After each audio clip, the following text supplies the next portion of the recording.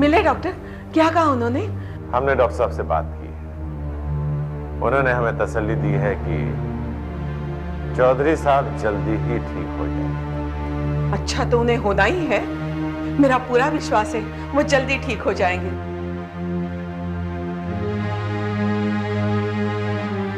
आज ही उन्हें शिफ्ट करने वाले हैं प्राइवेट वार्ड में। आप उनसे मिलकर जाइएगा। मैंने डॉक्टर साहब से इस बारे में भी बात की। उन्होंने बताया कि शायद वो चौधरी साहब को आज प्राइवेट वार्ड में शिफ्ट ना करें। ये आप क्या कह रहे हैं? हाँ माँ जी। अब पापा तो आपसे झूठ नहीं बोलेंगे ना? मेरे सामने डॉक्टर ने पापा से कहा कि पर अभी तो डॉक्टर साहब ने मुझे कहा कि शाम तक वो शिफ्ट कर देंगे उन्हें। उस वक्त उन्हें यही मुनासिब लगा होगा, पर मुझे तो मैं तो उनसे मिलने आई थी।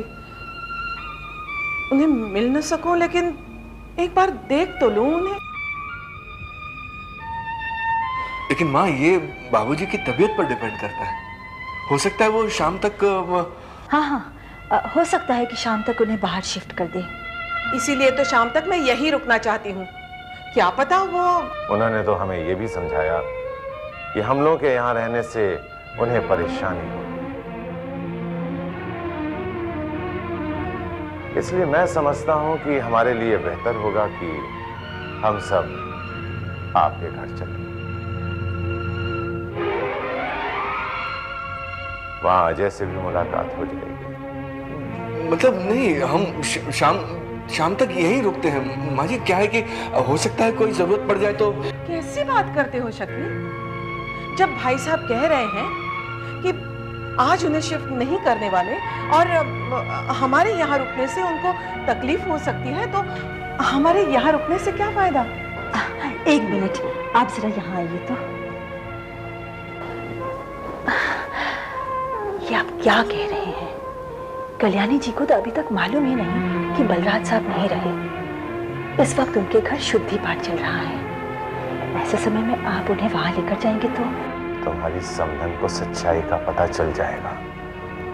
उसके घर वाले भी उसके साथ छल कर रहे हैं और तुम भी उसी साजिश में शामिल होना चाहती हो। मामा देखो, मेरी सास को ये कभी ना कभी तो पता चलना ही है ना, तो हर्ज क्या है अगर वो बात उसे आज पता चले। कल्पना, कुछ सोच समझ कर ही उनको यहाँ लेकर आए होंगे। शशि, वो लोग कल्याणी देवी के साथ झूठा खिलवाड़ कर रहे हैं, पर हम नहीं। हम उनके समधी हैं, उनके हमदर्द हैं। एक ना एक दिन तो हमें सच्चाई की रोशनी में लाना ही होगा। आओ मेरे साथ।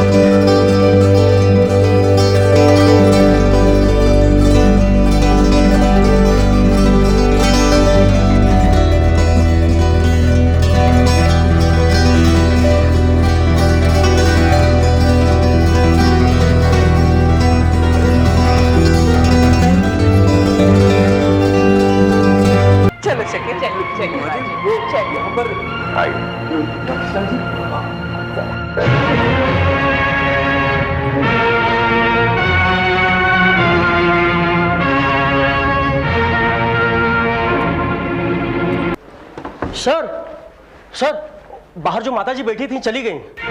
What?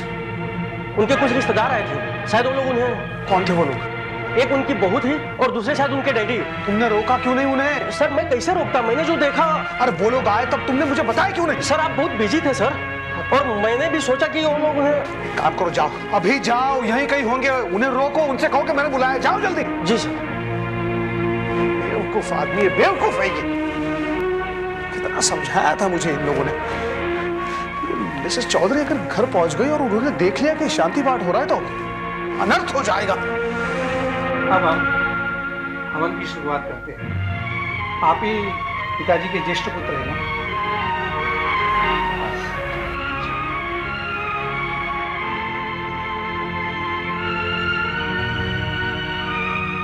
ओम ऐं ह्रीं क्लीं चामुंडाय विच्चे नमः। ओम ऐं ह्रीं क्लीं चामुंडाय विच्चे नमः। लाई थाली लाई, इसमें से मैं मंत्रोच्चार करते जाऊंगा, आप स्वाहा स्वाहा करके डालिए। मैं घी की आहुति दूँ, ठीक है? ओम कृष्णाय नमः। ओम वासुदेवाय नमः। ओम भक्ति धर्मात्मजाय नमः। ओम कृष्णाय नमः। ओम नारायण नमः। ओम हरि कृष्णाय नमः। ओम घनश्यामाय नमः। ओम भक्ति नंदनाय नमः। ओम रोतधराय नमः। ओम शुद्धाय नमः। ओम राजा कृष्णेष्ठ देवताय नमः।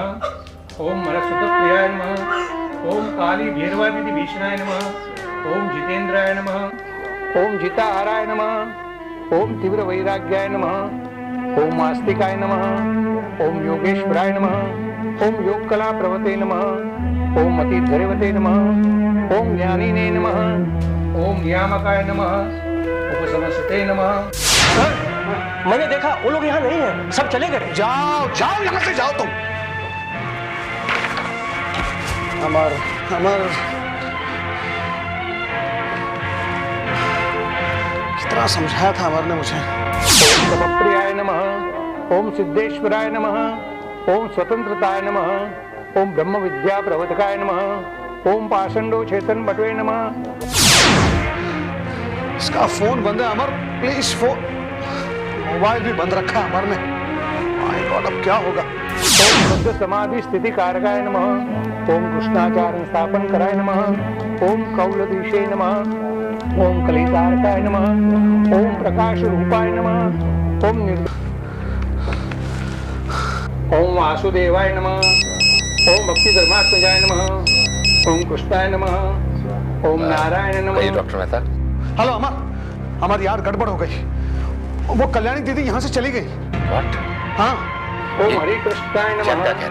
मेरी गैर मौजूदगी में तुम्हारे कोई रिश्तेदार आए, उनके साथ वो चली गई यार। ओम घनश्यामाय नमः। ओम भक्ति नंदनाय नमः। ओम रोतधराय नमः। ओम शुद्धाय नमः। ओम सत्य समाधि स्थिति कारकाय नमः।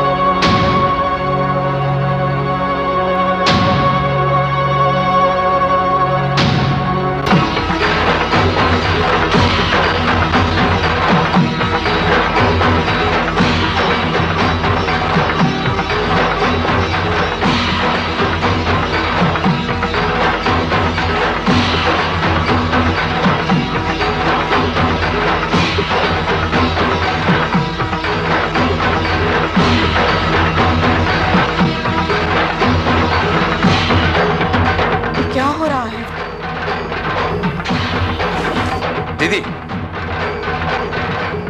तुम लोग को पता नहीं, जिंदा आदमी की तस्वीर पर माला नहीं चढ़ाई जाती।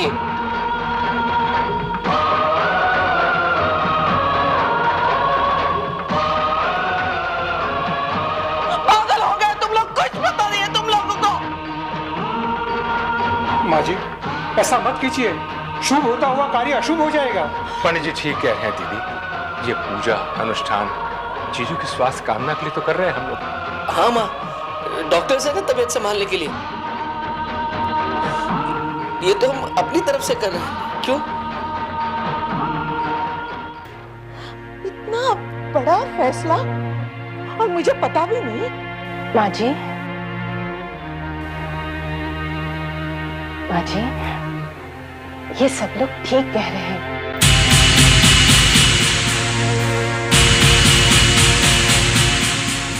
देखिए, इस पूजा पाठ की वजह से ही पिताजी जल्द अच्छे होकर घर लौटेंगे।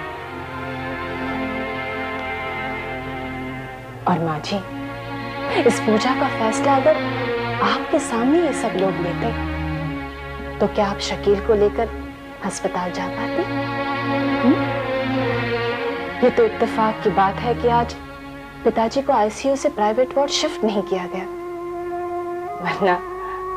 वरना आज आपकी उनसे मुलाकात तो हो ही जाती ना।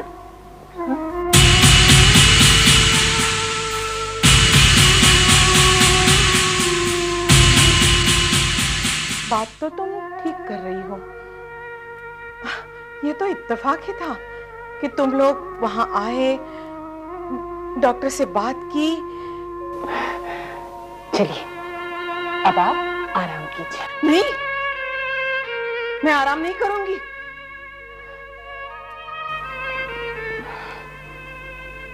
पंडित जी, माफ कीजिए, मुझसे गलती हुई। आप पूजा शुरू कीजिए, मैं यहीं बैठती हूँ। माँ जी प्लीज जिद ना कीजिए, चलिए आराम कीजिए। हाँ माँ जी, भाभी ठीक कह रही है, आप थोड़ी देर जाकर आराम कर लीजिए। अरे इतने थकान कहाँ हुई है मुझे? पूजा में बैठना ही तो है। नहीं दीदी, तुम अब इस पूजा में नहीं बैठ सकती। क्यों? इस पूजा का यही विधान है कि शुरू में बैठना चाहिए, बीच में बैठने से अपशगुन हो जाता है। जी बहन जी। बहन जी, अमर साहब और पंडित जी ठीक है।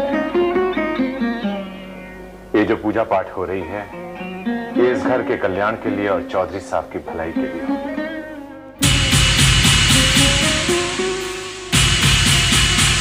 इन्हें अपने कमरे में लेके जाओ। चलिए चलिए माँ जी, चलिए। राकेश नाथ जी, आप कल्पना के साथ अचानक हॉस्पिटल कैसे पहुंच गए? बस इत्तेफाक ही समझिए। चौधरी साहब का जब देहांत हुआ था, उस वक्त मैं अपने बिजनेस टूर पर गया था, लेकिन जैसे ही मुझे पता लगा, मैं दौड़ा दौड़ा यहां चला आया। शशि और कल्पना के साथ जब मैं यहां आ रहा था, तो रास्ते में मैंने कल्याणी देवी को शकील के साथ मुस्कुराते बात करते हुए देखा। अमर साहब, आप यकीन करिए, मैं तो हैरान रह गया। अभी चौधरी साहब का देहांत हुआ है और वो सदन के आदमी के साथ इस तरह मुस्कुराती हुई जा रही थी। मैंने तुरंत अपनी गाड़ी उनके पीछे लगाई और जब मैं अस्पताल पहुंचा और जब मैंने उनसे बात की,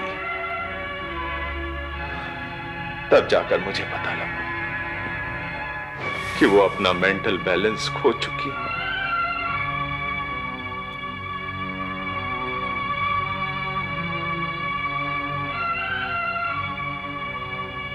राकेश नाथ जी, दरअसल दीदी अभी तक जीजू की मौत का सच कबूल नहीं कर पाई है।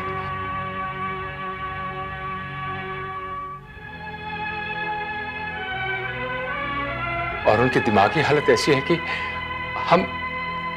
हमने भी उन्हें अभी तक कुछ नहीं बताया है। लेकिन आपने उन्हें... नहीं, बिल्कुल नहीं अमर साहब, बिल्कुल नहीं। इस बारे में मैंने उन्हें कुछ भी नहीं बताया है। ये तो आपने बहुत अच्छा किया। ऐसा करके आपने सही मायनों में चौधरी साहब को श्रद्धांजलि अर्पित की है। अमर साहब, चौधरी साहब के साथ मेरे मतभेद थे, मनभेद नहीं था।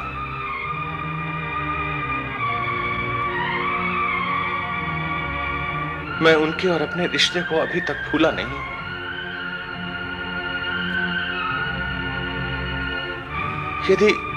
यदि मुझे जरा सा भी पता होता इस बारे में कि यहां पर शांति और पूजा पाठ हो रहा है, तो मैं उन्हें लेकर बिल्कुल नहीं आता। आप मेरी बात का यकीन कीजिए। मैं समझ रहा हूं। दरअसल दीदी के यहां अचानक आ जाने के बाद भी आपने यहां आकर मौके की नजाकत को संभाल लिया। और सच पूछा जाए तो आपने चौधरी खानदान पर एक और एहसान किया है। अरे एहसान कैसा? ये तो मेरा फर्ज था, ये तो मेरा फर्ज था।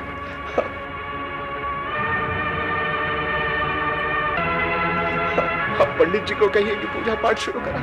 आप कहिए। पंडित जी हार पहने, आप सब लोग बैठे।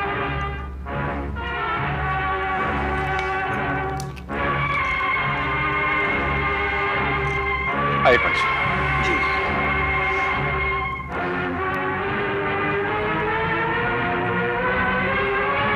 ओम ऐं ह्रीं क्लीं चामुंडायै नमः। मैं तो इतना डर गई थी, मैंने सोचा ये क्या चल रहा है। बैठिए। थक गई। माँ जी, मैं आपका सर दबा दूं?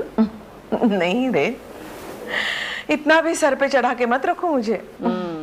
माँ जी, ये मेरा अधिकार है और आप मुझसे मेरा अधिकार नहीं छीन सकते।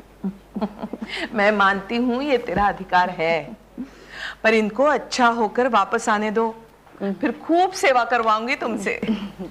माँ जी, वो जल्द से जल्द अच्छे हो जाए, इसीलिए तो घर में पूजा अर्चना चल रही है। हाँ, ये घर आएंगे ना तो सबसे ज्यादा हैरान होंगे तुझे देखकर। मुझे देखकर? क्यों माँ जी? हमेशा रूठी रहने वाली हमारी बहू इतनी आज्ञाकारी और सेवाभावी हो गई है। माँ जी, मैं पहले से ही ऐसी थी, आप लोगों ने मुझे पहचाना नहीं। हाँ बेटे, तुम्हारे अंदर के गुणों को हम पहचान नहीं सके। अब मैं सबसे कह दूंगी। नहीं माँ जी, आपको किसी से कुछ भी कहने की जरूरत नहीं। जो असलियत है वो तो सामने आकर ही रहेगी ना। बात तो तुम ठीक कह रही हो। माँ जी, अब आप आराम कीजिए, मैं आपके लिए चाय लेकर आती हूँ। नहीं बहू, मैंने कसम खाई है, जब तक अपने हाथों से उनको खाना नहीं खिलाऊंगी तब तक मैं कुछ खाऊंगी पीऊंगी नहीं। माँ जी, ये कैसी कसम खाई है आपने? पिताजी को घर लौटने में कितने दिन लग सकते हैं? तब तक आप क्या भूखी रहेगी? नहीं, ये बिल्कुल नहीं चलेगा माँ जी। माँ जी, आपकी और पिताजी की हम सबको जरूरत है। और किसी और को हो ना हो, मुझे तो आपकी बहुत जरूरत है माँ जी। बहू, ऐसा लग रहा है जैसे तुम्हारे होठों से फूल बिखर रहे हैं। बहुत अच्छा लग रहा है। लग रहा है ना? आपको अच्छा लग रहा है ना माँ जी? तो फिर आपको मेरी बात माननी पड़ेगी, आपको चाय पीनी पड़ेगी। आपको मेरी कसम है, इनकार मत कीजिए। ठीक है, तुमने कसम ही दी है तो पीऊंगी चाय। That's it. अब आप आराम कीजिए, मैं आपके लिए चाय लेकर आती हूँ।